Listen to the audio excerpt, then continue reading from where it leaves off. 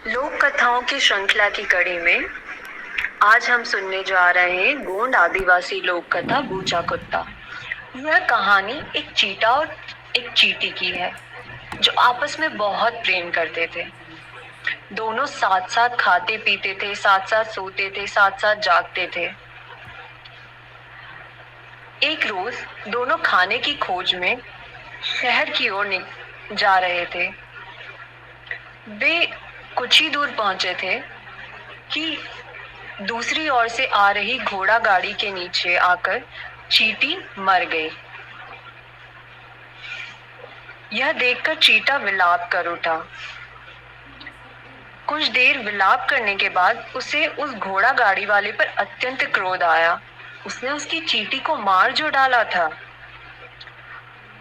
उसने घोड़ा गाड़ी वाले से बदला लेने की ठानी। जिस जगह चींटी मारी गई थी उस वहीं पास में एक नाई बैठा हुआ था। चीता नाई के पास गया और उसने नाई से पूछा कि वह घोड़ा गाड़ी किसकी थी। नाई ने बताया उसे वह तो राजा की थी। इस पर चीता क्रोधित होकर बोला, यदि वह राजा है तो क्या अपनी प्रजा की हत्या करने का उनको अधिकार है? मैं उनको दंड अवश्य देकर रहूंगा। बस तुम अपनी नन्ही मुझे दे दो। नन्ही अथवा नहरनी, जिससे नाखून काटे जाते थे और पहले नाई अपने पास उसको रखा करते थे।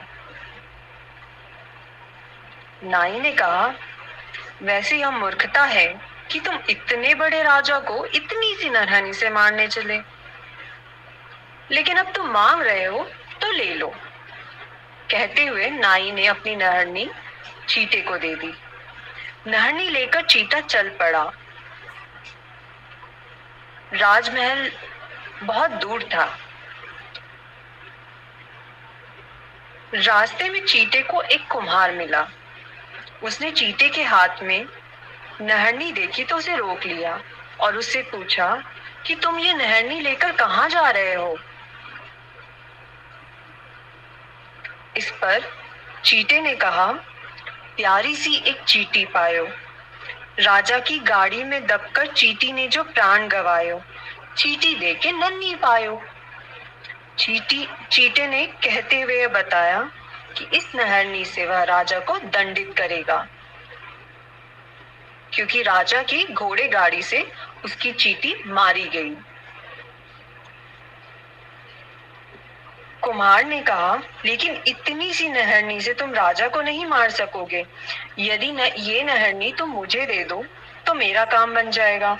मुझे 20 घड़ों के लायक मिट्टी खोदनी है और मेरी कुदाल टूट गई है। मेरी कुम्हारन दूसरी कुदाल लाने गई है, लेकिन तब तक मेरा काम रुका हुआ है। मुझे मिट्टी खोदकर घड़े बनाने हैं और उन्हें ठीक समय पर राजमहल पहुंचाने हैं, अन्यथा राजा नाराज हो जाएगा। कुम्हार ने कहा। यह सुनकर चीते ने कहा, ठीक है, मैं तुम्हें अपनी नहरनी दे दूंगा, लेकिन बदले में तुम मुझे कुछ ऐसा दो जिससे मैं राजा को दंडित कर सकूं। मेरे पास तो कुछ और नहीं है, बस ये बकरी है, तुम इसे ले जाओ। कुम्हार ने कहा। चीते ने पूछा, मैं इसका क्या करूंगा? कुम्हार ने कहा, तुम इसकी सींगों से राजा को मार सकते हो। चीते को कुम्हार की बात पसंद आई और उसने अपनी नहरनी देकर बकरी ले ली और वह बकरी लेकर राजमहल की ओर चल पड़ा। कुछ दूर जाने पर उसे एक बारात मिली। बारात दुल्हन को लेकर लौट रही थी। बीच रास्ते में दूल्हे को दूध पीने की तीव्र इच्छा हुई। वह अड़ गया कि यदि दूध पीने को नहीं मिला तो वह बारात और दुल्हन को छोड़कर भाग जाएगा। बाराती परेशान थे। उसी समय उन्हें चीता दिखाई दिया जो अपने साथ एक बकरी लेकर जा रहा था। बारातियों ने चीते से निवेदन किया कि वह अपनी बकरी उन्हें दे दे। चीते ने कहा, प्यारी सी एक चींटी पायो, राजा की गाड़ी में दबकर चींटी ने जो प्राण गवायो, चींटी दे के नन्ही पायो, नन्ही दे के बोकी पायो। यह कहते हुए चीते ने बताया कि इस बकरी के सींगों से वह राजा को दंडित करेगा। इस पर बारातियों ने कहा, ये बकरी तो राजा को देखते ही डरकर भाग जाएगी। इससे तो अच्छा है कि तुम दुल्हन को ले जाओ, यह राजा की खूब पिटाई करेगी। चीते को बात जच गई और उसने अपनी बकरी बारातियों को देकर उनसे दुल्हन ले ली।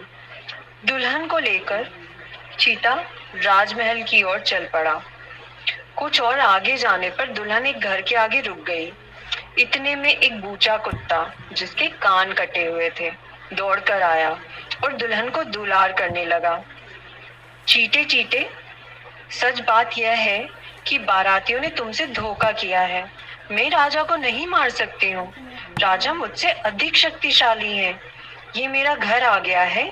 यदि तुम मुझे मुक्त कर दो तो मैं अपने घर चली जाऊं और दूसरा ब्याह रचाकर सुखी जीवन पाऊं। दुल्हन ने चीते से निवेदन किया। चीता बोला, यदि ऐसा था तो तुमने यह सब बारातियों के सामने क्यों नहीं कहा? इस पर दुल्हन बोली, यदि मैं उनके सामने ऐसा कहती तो तुम उन्हें ना बकरी देते और ना अपने साथ लाते मुझे। फिर वे मुझे किसी और के हाथों सौंप देते। तुम सज्जन दिखे, इसलिए मैंने तुम्हारे साथ आना स्वीकार कर लिया। दुल्हन का तर्क सुनकर चीते का क्रोध शांत हो गया। लेकिन मैं राजा से बदला कैसे लूंगा? उसने चिंतित स्वर में पूछा। इस पर दुल्हन ने कहा, तुम ये मेरा कुत्ता अपने साथ ले जाओ। इसके कान नहीं है, लेकिन इसके दांत बहुत तेज हैं। इसके काटने पर राजा को छठी का दूध याद आ जाएगा। दुल्हन ने कहा, ठीक है, तुम अपना कुत्ता मुझे दे दो। यह कहकर चीता कुत्ते को लेकर राजमहल की ओर चल पड़ा। अभी वह महल के पास पहुंचा ही था कि उसे भूख लग आई। कुत्ता भी भूखा था। उसने कुत्ते से कहा कि वह किराने की दुकान पर जाए और चुपके से एक गुड़ की भेली उठा लाए। चीते के कहने पर कुत्ता किराने की दुकान पर गया और उसने गुड़ की एक भेली उठाई और भागने लगा। तभी किराने वाले ने कुत्ते को देख लिया और एक पसेरी उठाकर कुत्ते को दे मारा। पसेरी कुत्ते के सर पर लगी और वह गिर पड़ा। यह देखकर चीता दौड़ा और दौड़कर कुत्ते के पास आया। उसकी दशा देखकर विलाप करने लगा। प्यारी सी एक चीटी पायो, राजा की गाड़ी में दबकर चीटी ने जो प्राण गवायो। चीटी दे के नन्ही पायो, नन्ही दे के बोकी पायो, बोकी दे के दुल्ली पायो, दुल्ली दे के कुत्ता पायो। हाय रे बूचा कुत्ता, पसेरी मोड़ कुच्चा। चीता रोता जा रहा था और कुत्ते को दुलारता जा रहा था। यह देखकर किराने वाले को बड़ा दुख हुआ। उसने कुत्ते की मरहम पट्टी की, जिससे कुत्ता ठीक हो गया। इसके बाद चीता कुत्ते को साथ लेकर राजमहल की ओर चल पड़ा। राजमहल पर पहुंचकर कुत्ते ने राजा को काट लिया।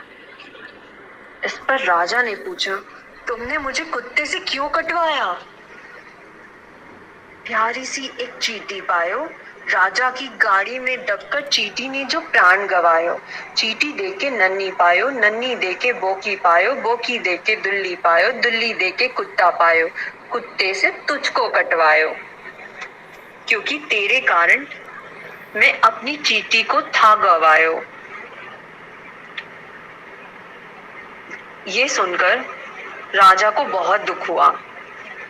उसने चीते से कहा कि मैंने जानबूझकर तेरी चीटी को नहीं मारा, लेकिन तेरा उसके प्रति प्रेम देखकर मुझे बहुत अफसोस है और मैं तुझसे क्षमा याचना करता हूँ।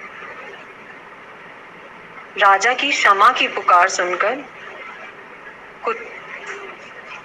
चीते का क्रोध शांत हो गया और वह कुत्ते को उसकी मालकिन के पास छोड़ता हुआ फिर से अपने शहर आ गया।